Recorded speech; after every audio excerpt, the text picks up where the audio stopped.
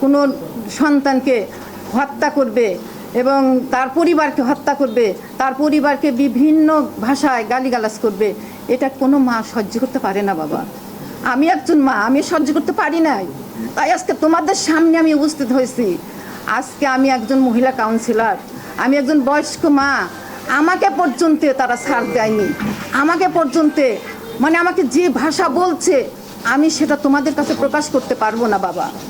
কারণ তোমরা আমার সন্তান, যে মায়ের স্তন খায় তোমরা মানুষ হয়েছো, যে মায়ের গর্ভে তোমরা ধারণ করেছো, সেই মায়ের গর্ভ যে জায়গাতে তোমরা বের হয়েছো, সেই জায়গাটায় যদি সেই সন্তান আঘাত করে, সেই মাকে কখনো ঠিক থাকতে পারে বাবা? পারে না।